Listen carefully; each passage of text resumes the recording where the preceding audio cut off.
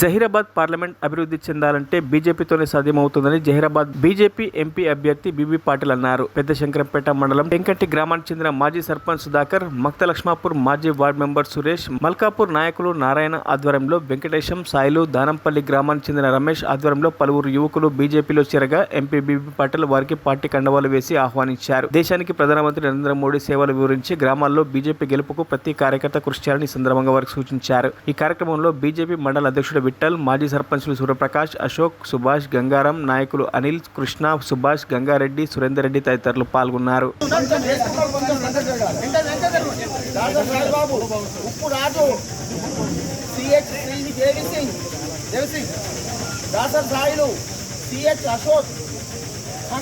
మొట్టమొదలుగా హనుమాన్ జయంతి శుభాకాంక్షలు ప్రతి ప్రజలకు, తెలంగాణ ప్రజల పట్ల మా హైదరాబాద్ పార్లమెంట్ ఇప్పుడు అడిగినట్ల ప్రతి ఒక్కరూ రావు గవర్నమెంట్ బీజేపీకి ఉండాలి, ఇంకా డెవలప్మెంట్ కావాలని కోరుకుంటున్నాము.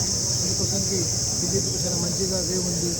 తెలంగాణనే కాదు ఇంకా త్రూఅవుట్ భారతదేశం కూడా చాలా మంచిగా ప్రజలు స్పందిస్తున్నారు.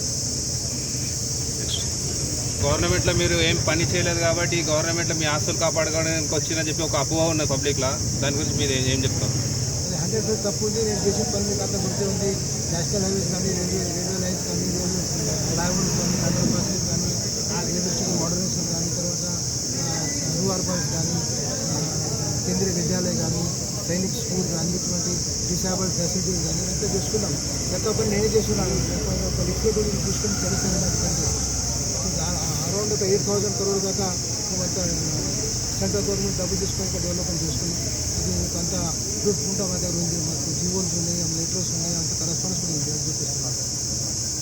మరిన్ని అప్డేట్స్ కోసం మా ఛానల్ని సబ్స్క్రైబ్ చేయండి.